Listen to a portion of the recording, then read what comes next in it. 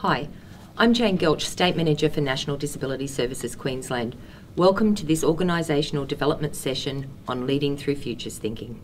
The National Disability Insurance Scheme is in progress across Australia, and here in Queensland we are getting ready for implementation from mid-2016. Implementation and the run-up to it will directly impact the future of service providers in the disability and other sectors. As service providers, we must be innovative and challenge our thinking if we are to be viable and remain sustainable. There is a need to create a new change story or narrative, a new way of viewing the future landscape for service provision. Futures thinking provides a useful and strategic framework and methods for both organisations and individuals to examine their assumptions.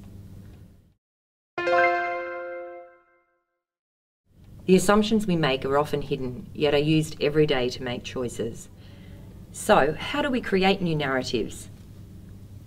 This is where futures thinking may assist, as futures thinking challenges the very paradigms we use to make sense of our world, creating space for new ways of thinking or knowing what is familiar.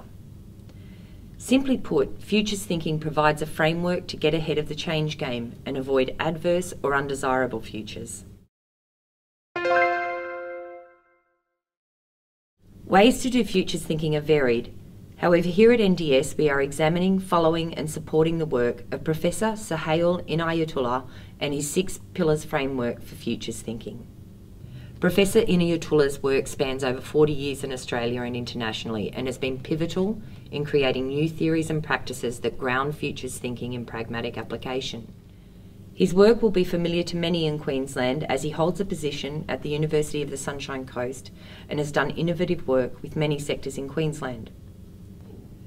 Recently we invited Professor Inayatullah to run a 3-day workshop to provide futures thinking education and capacity building for a range of NDS stakeholders. The workshop focused on how the practical application of the strategic foresight methods in futures thinking could work for us in the disability and the community services sector.